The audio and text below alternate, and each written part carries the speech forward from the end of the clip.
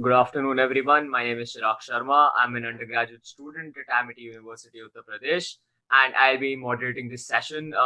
And I'm glad to have Miss Sougand Akbarian and Sir Nitish Bhushan.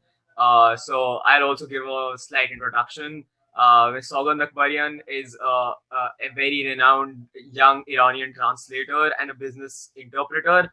Uh, she is a best-selling translator of Indian literature in Iran, and she translates into Persian or Farsi, as it's called.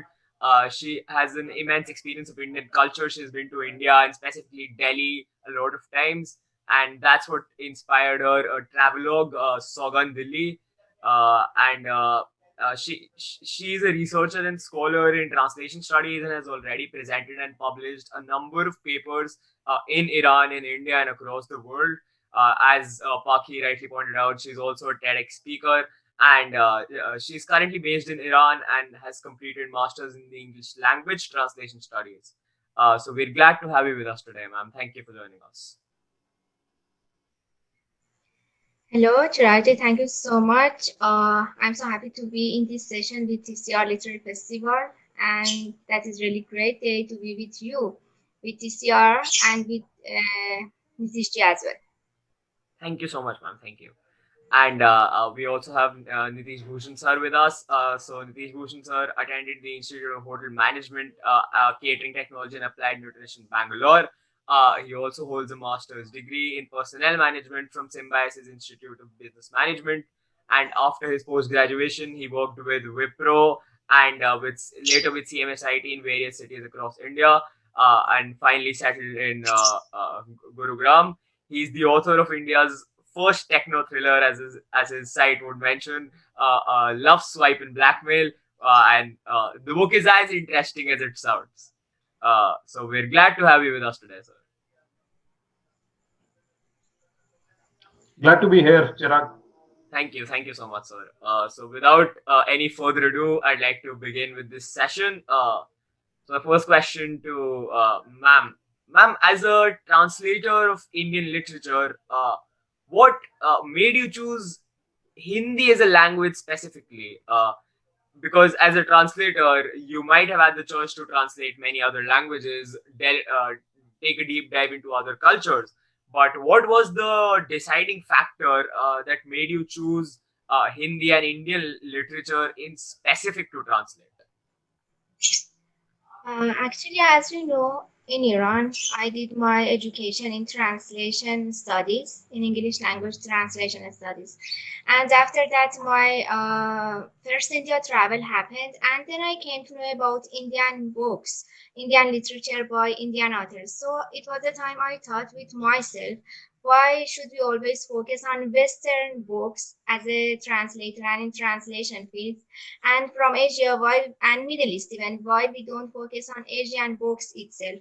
So that was the time I came to know about Indian books, that they are unique as well, because they have some stories that they are untold and didn't translate into Farsi, that is the official language of Iran. So that was the time I decided after my first travel, and I started reading those books. So let me be someone who will convey those feelings and those words from Indian literature into Farsi language.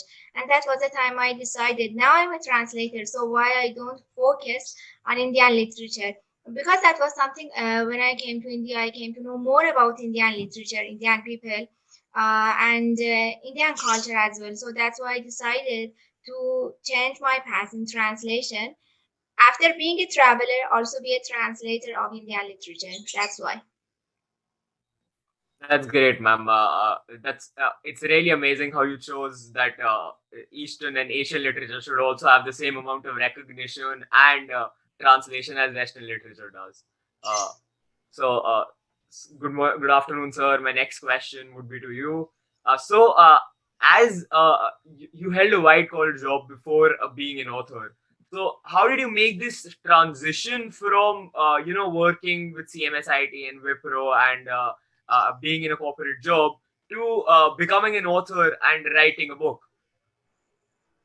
It just came to me, Chirag. So, this was in the year 2017, and my father was hospitalized. He was recovering from blood cancer, And I was during one of my refreshment breaks. I was down in the cafeteria, and that is when I saw what I thought was, a young person chatting on WhatsApp with somebody else, and I realized that it was not WhatsApp; it was a dating app. And so with that thought, a couple of other thoughts came into my mind. The dominant one being that if there is a couple, right, and one of the members of the couple decides to kind of snoop around, what twists and turns will life take? So that's what actually led me to write this novel. So okay, so specifically this idea of writing about modern love and dating apps. So Hmm. that's where it stemmed from. Yeah,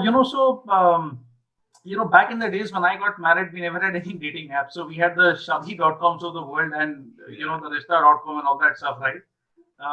But now you guys have these apps. And, of course, I'm not saying that these apps are only meant for marriage. These apps are meant for a lot of stuff which people do.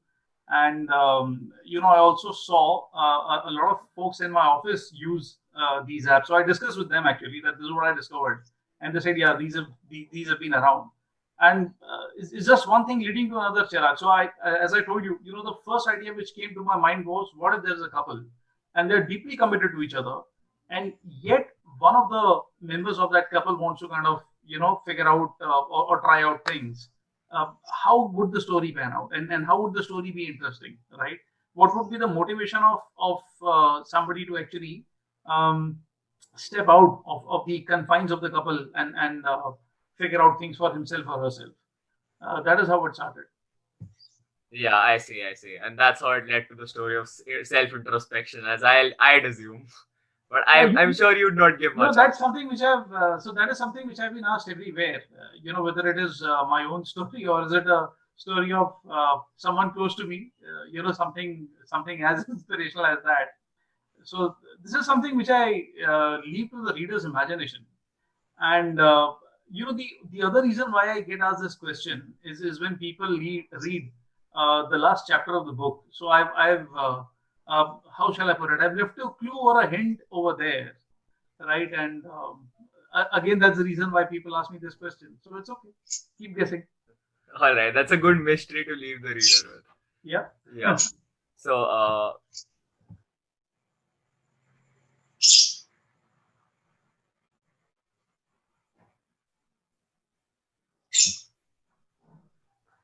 yeah. Ma'am, I have a question for you now. So, as a professional interpreter and as a translator, there might be times when you can't actually translate a local phrase or something that's meant for the local community in its actual and total authenticity. So, how do you tackle that as a professional interpreter when you have to translate a local phrase or a local meaning and translate it into another language? How do you tackle that? See, when we talk about translation, we talk about two things: source and target, source language and target language. And besides that, behind that, there is something more important after language, that is target language and culture, that is target culture and source culture. So, for example, when we are going for translation, when we know the language, that is, for example, from English or from Hindi, I want to come to Farsi, that is my target, so I should know that culture as well. Maybe that's why I decided Indian culture and Indian literature to translate.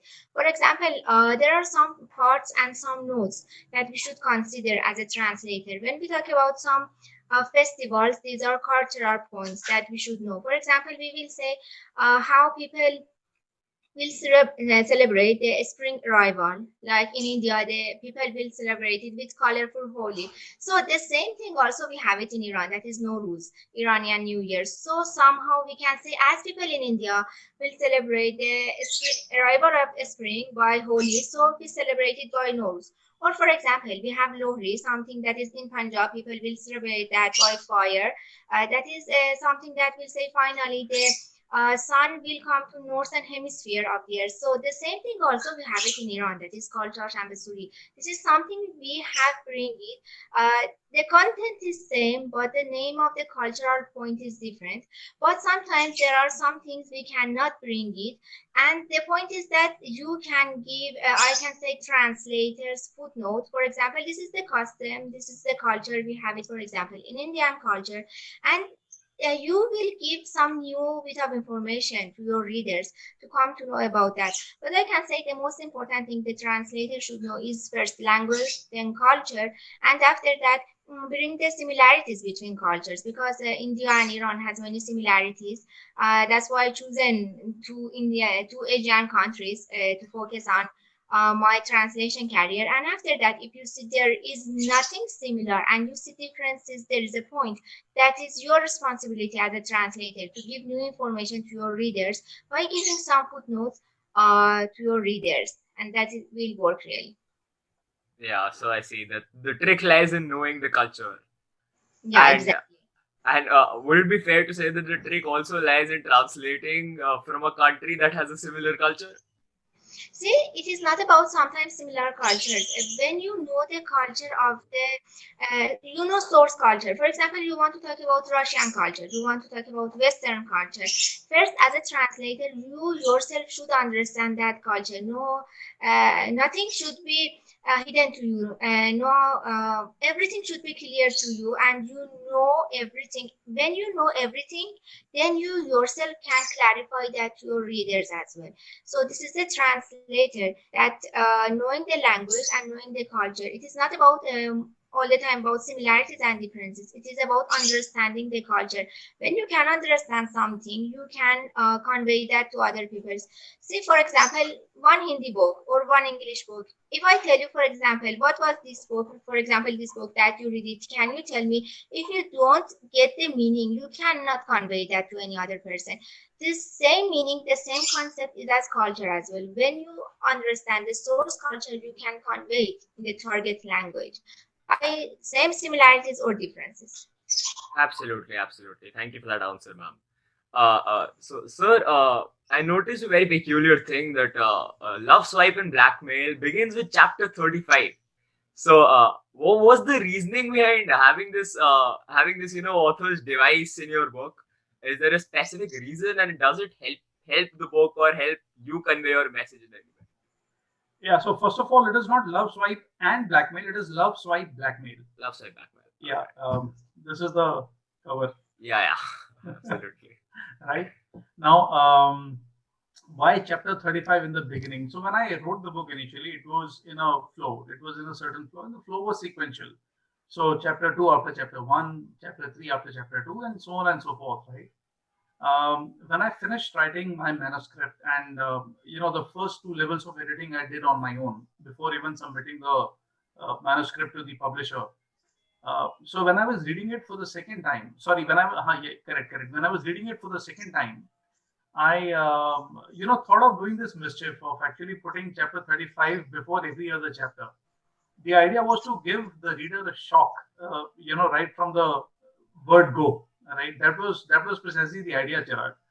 The other thing was that since you read parts of my book, the book delves into both present as well as past. Right, there is a it alternates between past and the present. So I thought, why not dedicate a chapter to future as well? So that's how it starts, right? 6 months into the future and all that. Yeah, So that was the whole idea, just to play a trick. And I'll tell you what, somebody not known to me, a reader who had purchased my book, and when they received the book, they sent me a text, and they said that when they received the book, they initially thought it's in two parts, and they received the second part. They haven't received the first part, and then they kind of opened up and they realized that this is what I've done. It was really amazing to receive that message. yeah. So you basically follow a non-linear model of conversation and conveying messages in that book. So are Pardon you? me? So it's a non-linear structure. It Yeah. isn't straight. You Yes. delve into the future, then you come back to the past, and you Yes. focus on the present as well. Yeah, Correct. I Correct. see. So are you a Christopher Nolan fan? I am. Yeah. So did you get that idea from there? No. All right. I see. Yeah. So again, I'll come back to ma'am.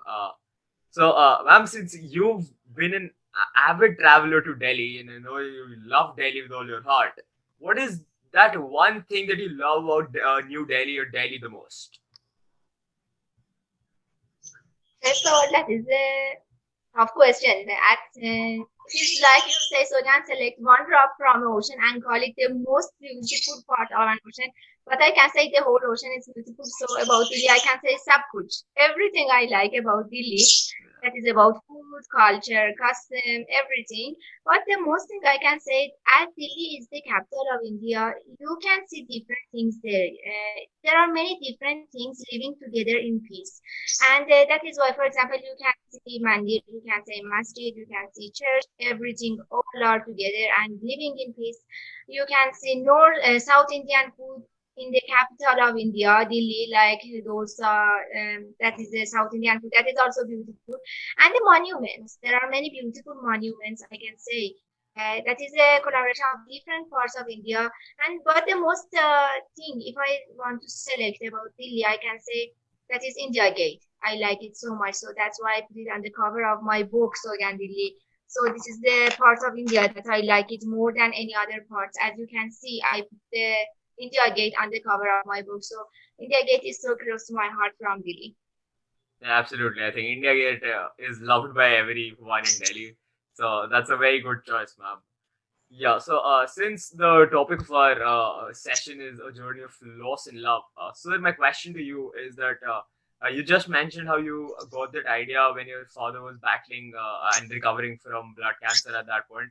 So, uh, can you just throw some light on how you wrote a book about love and dating at a time of personal grief, so to say, and how you manage these polar opposites in your mind and your emotions as well?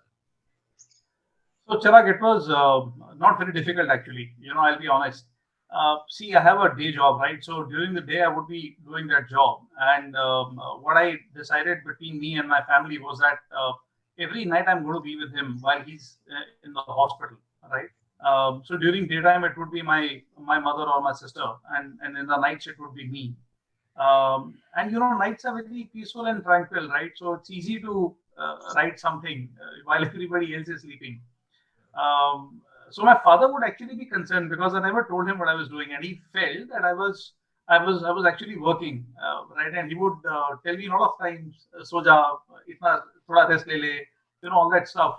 But I just kept on writing. So honestly, it wasn't very difficult. The difficult part was actually seeing him in a lot of pain because a lot of times he would be um, uh, very unhappy with the state that he was in. Fighting cancer obviously is not easy, and he's been a fighter and a survivor, Chirag. So this was the second time that he was battling with cancer. The first time he won, the second time he couldn't, right? But it just happened. So the idea also came into me only during the time when he was hospitalized. And I started writing after doing some research on the idea. So that was about it. I had to compartmentalize these two different things. I had to take care of him, and I also had to take care of the idea that I was pregnant with.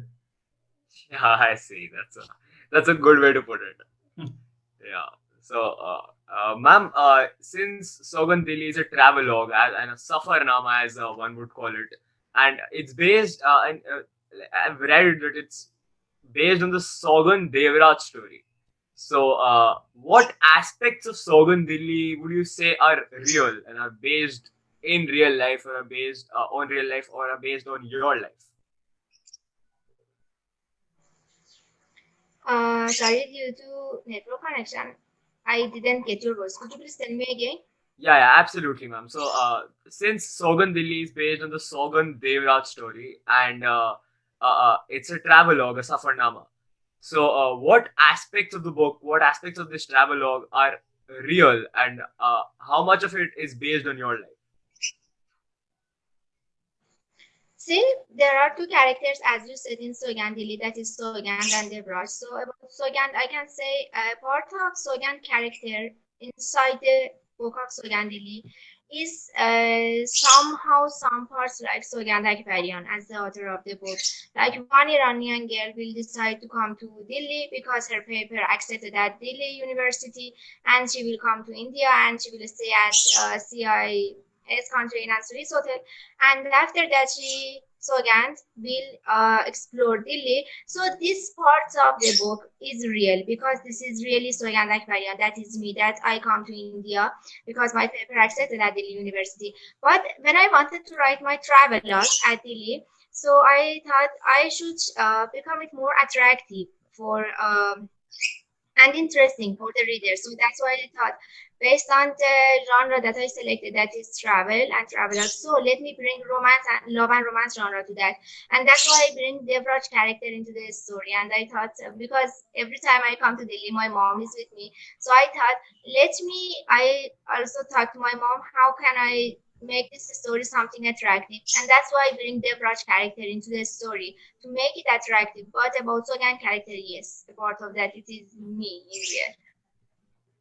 Yeah, so yeah, I see. That's a very interesting to note. Sir, again, a question to you. How do you think a person changes themselves for love and for loss? So, what's the differences between these two things, and how does a person change themselves for both of these?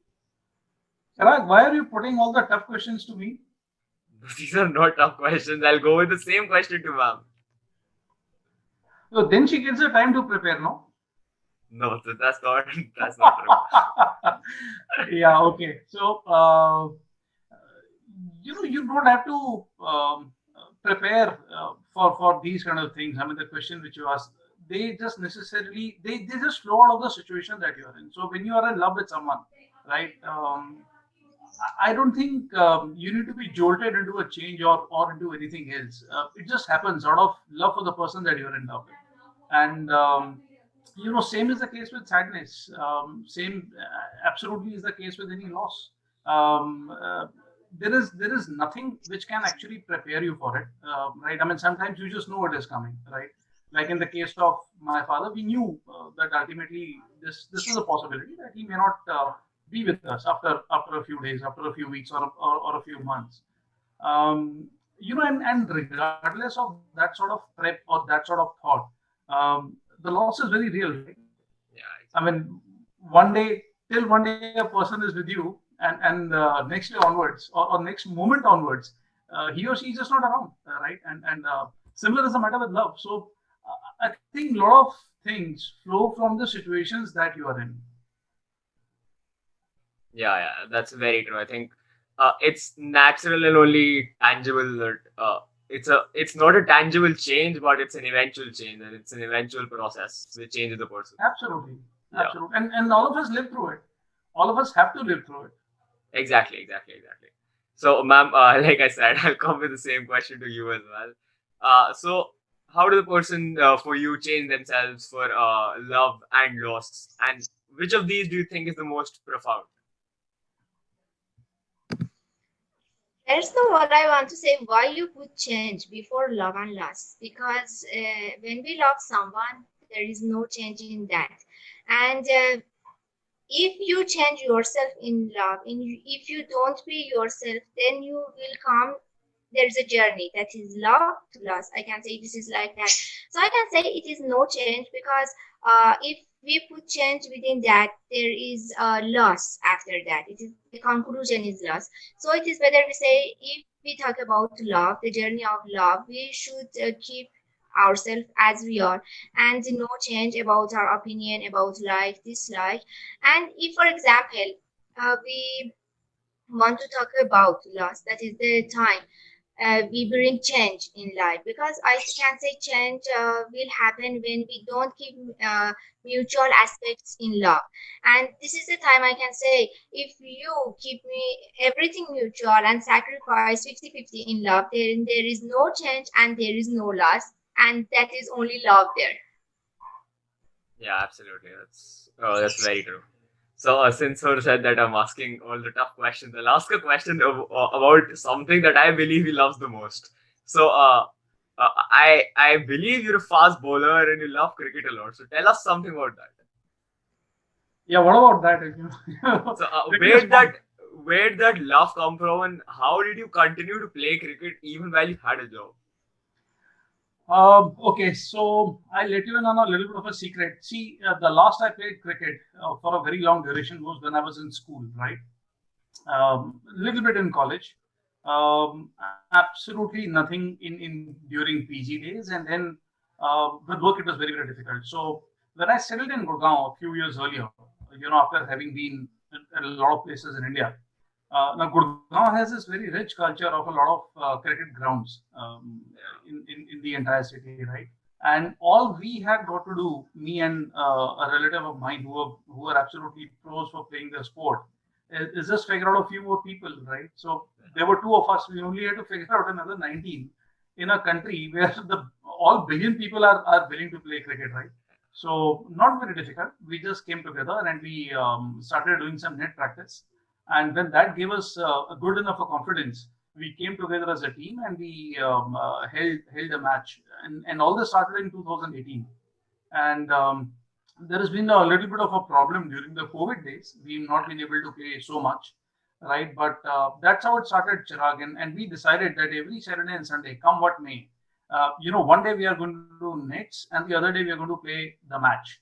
And sometimes both Saturdays and Sundays we played matches, right? So it's been fun. And sometimes we've even played during the weekdays. So it's been the day and night, the evening match. The feeling is exactly how you would be playing in a stadium. So that's how it is. It's amazing. It's fun. And yes, I'm a pacer. I love to bowl. I love to scare off the batsman with the deliveries that I do. Uh, right. Sometimes they are scared. Sometimes they scare me. Right. When I start getting hit, obviously, you have to think of how to move away from the process of the batsman. Yeah. So it's amazing, Chirag. The feeling is really really amazing. Yeah, I can see how that would be. If coming from something that you actually love and picking that up again is obviously a really good experience to have. Yeah, so I've also stayed in touch with my sport despite the COVID thing. So what I do is that while we're not able to play matches as yet, right? All the members of our team are not yet comfortable playing, while a lot of people are playing, right? And nothing against them. It's absolutely your individual choice. What me and a couple of my friends have been doing is that we are consistent with the nets. So as much as we can, once or twice in a week at least, we go to nets and we practice. So we practice against a bowling machine. That's for batting. Yeah. But I'll have to bowl more. So I'll have to see the batsman between me and my ball. Yeah, absolutely, absolutely. That's very interesting. Yeah, so, ma'am, I have a question for you now again. So, since you're again a professional translator, so what's the favorite piece of Indian literature? What's your favorite piece of Indian literature that you personally translated to Farsi or Persian?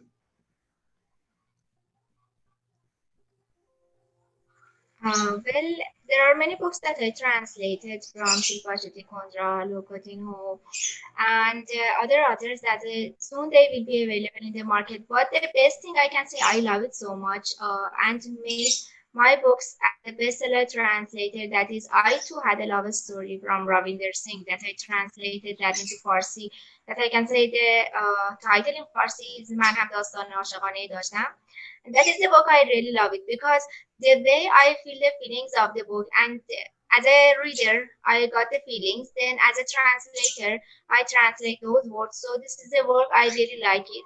That I am the translator of that book, and I really feel good because that is, I can say, one of the best books that I translated so far. Oh, I see, I see. So, what's the book about? That is about love and romance. That is a true love story about Ravinder Singh called Ravinder Story, and that's why I selected a love and romance genre as a translate. That is something about through a story that when you, as we talk about matrimonial website shadi.com, that is a couple find themselves in shadi.com and the story going in the best way. Suddenly the table will turn and the story will something tragedy will happen. That is why I like the story so much. This is something about Indian young generation, how they find a couple in, for example, in matrimonial websites like the famous one that is Shadi.com, and then how they will chat with each other, and after that the first meeting. This is something really still we can see that among young generation. Yeah, absolutely. So even Sir talked about Shadi.com. So I think that might have now shifted to dating apps, but it was absolutely true for Sir's generation. That's it. So now it's a favorite question, I think, for all authors, and it's very important to ask. So I'll go with Sir first. Sir, what's your go-to literature apart from writing your own books? So what's the kind of literature you read? Economics, military, history, strategy, Right. and Harry Potter. Oh, Harry Potter. Yeah, that's very nice. So and if you had to name your favorite authors and favorite books, what would them those be? And I also missed astrophysics. So that's something again which is of great interest to me. Right. So I've read Professor Stephen Hawking's A Brief History of Time, and that apart, there's a lot of online reading which I do. Right. So there is Professor Neil deGrasse Tyson, Neil deGrasse Tyson. then Dr. Michio Kaku. Right. These guys are absolutely superstars when it comes to and then there is Mugika Cooper. So these guys are absolute superstars when it comes to astrophysics, right? Then in economics, I've very recently, two books which come to my mind. One is Rupa Pai's All You Need to Know About Economics, and I think she has really done a phenomenal job in simplifying what economics is. A lot of people are scared of what it is, right? And they just think it's something that they can live without. But it's an amazing book, the one that she's written. And then, of course, something which is a compilation of about 14 essays, which have been written by top economists in India, what the Indian economy needs now. Now, that book was released pre-COVID, right? And obviously, the book doesn't take into account what should a country like India do during COVID economy, during COVID days, right? But leave the COVID part aside. I think the book is a phenomenal collection of what should I say, commentary and essay on what can be done well with the economy. Right then, I've also read a book. I don't know if you would have heard of it, Chirag. It's called Arthashastra by Kautilya, right? So that is what he wrote 2,500 years ago about how to run a country, right? It's a treatise on running a country. So in fact, it covers a lot of things. It covers foreign affairs, it covers economy, it covers military, it covers strategy. It's a full treatise. So it's an amazing book. The other books which I felt were really great pieces of literature, right? And this is about very recent history.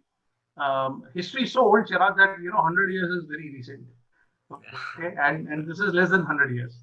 So Larry Collins and Dominic Lepea, I've read 3 of their books, and all 3 are amazing books.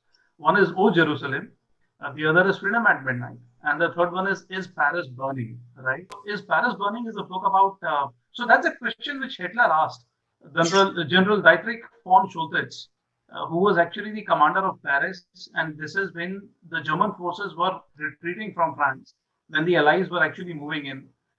Hitler's orders were to burn Paris, and General von Schultz was so much in love with Paris that he couldn't burn it, right?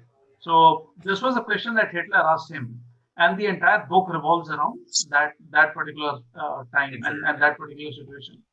Then O Jerusalem is a book about creation of Israel. The British were moving out of all their colonies in Asia, India, Israel, and other countries, right? And they created Israel and they went away, and this is actually a year after the creation of Israel, right? So that's what the book is about. And Freedom at Midnight is about us, India, right? So again, this is that brief period in history, say about a year before the partition and year after the partition, in which Larry Collins and Dominic Lepea have, honestly, I've come very rarely I've come across works which are so detailed as theirs about that particular time of partition. Right? It's brilliant, just simply amazing. I absolutely love your choice of literature and the passion with which you talked about them, sir. It's truly appreciated and very incredible. So again, that's the same question for ma'am again. So, ma'am, what's your go-to literature as a personal reader? So, what do you read and love as a person? I see, as a reader, I can say that is a part. There are three things I can say. I have three lists of books that I always should read. I should read to read. I should read to translate. I should read to get any inspiration to write any book. So there are different parts that I always working on that. But I can say as a reader, because in life, in human life, we need different genres. So I can say sometimes I will read about love and romance, sometimes about travelogue, and these days, motivational books and self-help. These are very famous. For example, by Jay Shetty or Gaur Gopalas, and these are the books these days I'm focusing on that.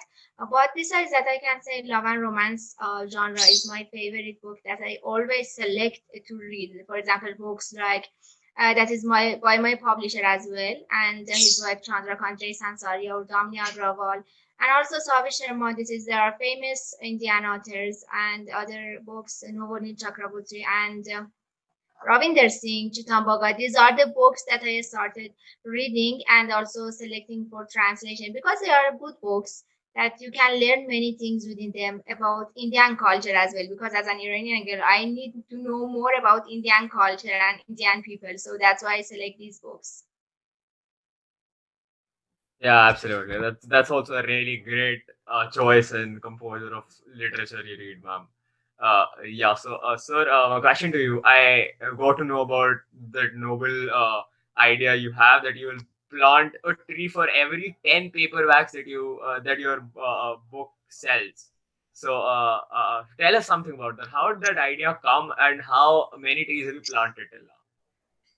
So the idea was, Chirag, that we should leave a better world than the one that we inherited, right? And one of the things we should do is clean up pollution as much as we can, or leave behind oxygen as much as we can, right? So one good thing which has happened out of the pollution and after out of increasing carbon dioxide volumes is that it is very nourishing for trees. Just like oxygen is what we need, trees need CO2, right? So why can't we turn the problem on its head? Which means that if we plant more trees now, it's very highly likely that they grow quicker than what they've grown earlier, right, in an oxygen-rich environment. Now, a full leafy green tree, so something like a peepal tree, right, or a burger tree, gives enough oxygen every year for 10 to 12 people at the least, right? And in certain cases, it goes even higher. But let's look at 10 people. So, if we are able to plant a billion trees, just do the mathematics and figure out the number of people for whom leave oxygen in the world, right? That's one. The second thing, Chirag, is that at least in India, people tree is a very revered tree, right? This is one tree which normally people don't cut down. So if you at the right places, so that doesn't mean that you plant a tree in somebody's home, but if you plant these trees at right places, chances are that they're going to stay, right? Because people, as I told you, it's a revered tree, it's a holy kind of a tree, right? And people don't cut down people trees. So that's one. The third thing is that I was reading about, and this is about 4 or 5 years back. I had gone to an institute to address the students over there, and one of the stories which I told them was about Jadav Payeng. Again, I don't know if you've heard about him or not. Some of these people who do not come from very rich background. Actually, leave us more humbled, right? So he works with the forest department in Assam, and he's created a jungle out of his own perseverance. Can you imagine that? So the jungle which he's created is a jungle where there are, I think, 4 tigers now, and herds of elephants and multiple other animals. So if one man can create a jungle out of nowhere, a lot of us can come together and start planting. So we are 1 billion people, right? If every one of us plants just one tree, it's a billion trees. And that is precisely my idea, Chirag. I want to plant a billion trees in India, and I'm going to start that with planting one tree for every 10 paperbacks sold. Right. So, how's that process going right now? How's that process going Has right now? COVID So, hindered that? pardon me. Has has the pandemic hindered that in any way?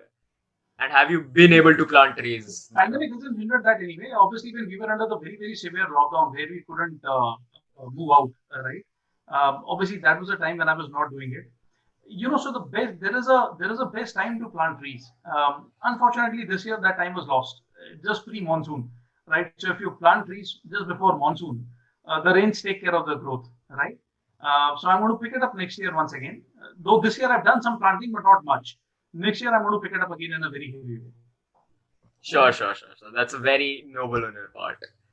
Yeah. So my next question again, ma'am. So uh, as a translator, as a professional interpreter, there might have been times where you might have thought that this piece of literature you did the most justice to. You were able to convey the message of the original writer and the original text in the best way possible to the the target audience or the target culture, as you mentioned right now. So, what's that one piece of literature for you, and how was that feeling? If I say I don't feel regret about anything that I did, I don't know you can believe my words or no. Because as a translator, whenever I translate a text, there are many drafts that I should read it again and again and again. That I see everything is clear and there is no regret after I publish my book as a translator. So till now, I'm so happy to say there is no feeling of regret about anything that I did. That why so again you didn't do it in the best way, and this is about translation, that you have something on paper and you can go and edit it. But sometimes about your question, I can say it will be happen when you are going for speech translation as a as an interpreter, that sometimes due to lack of time or due to accent, sometimes you will miss some parts of the speech. But that is something normal because simultaneously you are going to interpret the words, as you can see in United Nations. At the same time, the speaker will speak and the translator will translate. So sometimes it will be happen, and that is something that is beyond your control. That you can say why I did this, but till now I'm so happy because I'm so conscious that anything I do, the words will remain after me. So I should work in a way that there should be no regret, and I will always be satisfied with my words as a translator and as an author. Absolutely. That's very very true, ma'am. As we're approaching the end of this, as the end of this session, I have just one last question for both of you. I'll go to Sir first. So, Sir, tell us a bit about your next project, what you intend to do next in the field of literature, and since you talked about Kautilya and Arthashastra, also tell us about your blog, Kautilya Opines, if I'm not wrong. So I have four story lines already lined up with me. Right, these are all thrillers. So one after the other, these are going to come up. Not right now. Right now, I'm going to be focused on, completely getting Love Swipe Blackmail into bookshops. So this year we've not been able to do that because of the pandemic, right? But let's say early next year we should be in a position to start distributing these books. Love Swipe Right. Blackmail, I mean, and then of course the as I told you, the other storylines I already have. Quarterly Opines is my blog, which I started in 2008, on which I write on the matters of economics. Right, I've even written on physics, on astrophysics actually, and even on the potency of solar power. Right, and I write on politics. So economics, politics. That's the mainstay of the blog, and a little bit about science. I also, what I also did was a lot of my blog is based on Arthashastra, right? So I picked up sections of Arthashastra, which I feel are important for us to know, right? The whole book is relevant even now, barring a few chapters. Uh, because those chapters are in a certain context, and that context is no more relevant, right? But most parts of the book are very, very relevant even now. So that was the idea, that whatever I've learned, I share it with the world at large. Some things that are really, really important for people to know. Absolutely, sir. We wish you all the best for whatever's in store for you.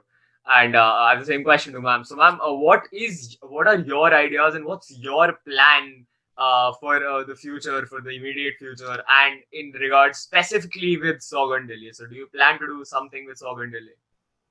Actually, about SouganDilli, I have planned to make it a movie or web series, and I'm also looking for a director that one day I can make my dream come true. Because SouganDilli is a story of that is so close to my heart that finally I have SouganDilli as a book. And another dream about this dream SouganDilli is to make it a web series or movie, and I hope someday we can have it because it is about you can see Delhi, you can see the capital of India. That is your city, that is your country. You can see all these things within my eyes, within Iranian girl eyes and Iranian feelings. So that's why I like to have it as a movie and web series as well.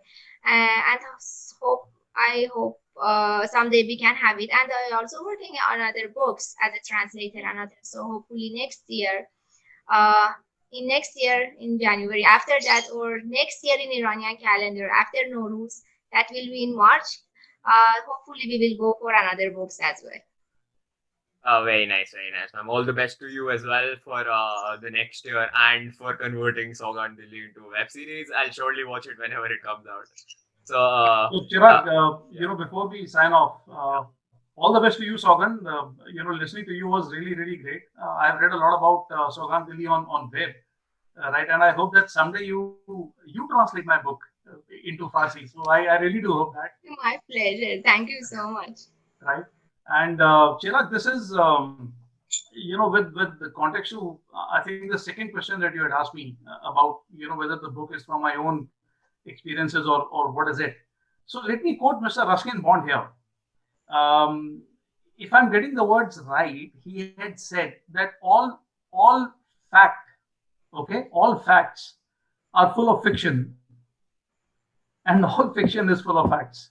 Now I leave it to you. How you take that. absolutely. Purely nostalgia again left us with some mystery. So, yeah, thank you, ma'am, Sogan ma'am, and thank you, sir. We, I'll recommend everyone to get a copy of both Love Swipe Blackmail and SouganDilli. I'm surely getting mine. And I wish this was a good session and everyone enjoyed it. Thank you, sir. Thank you, ma'am. So with this, we come to the end of this session. And now I'd like to hand it over to Paki. Thank you, Paki. Thank you so much. Thank you so much. Yeah, Thank ma'am, you. please. Before that, I want to say thanks to TCR, to Pakiji, Chiragi, and Nitish for having me from Iran. That was a great session because this is a session that not only I will speak, because I will also learn, and that was a great session. Thank you so much. Thank you so much, ma'am, for joining in, and thank you so much, sir. You've been there always, and thank you. Thanks a lot. It's been a pleasure having you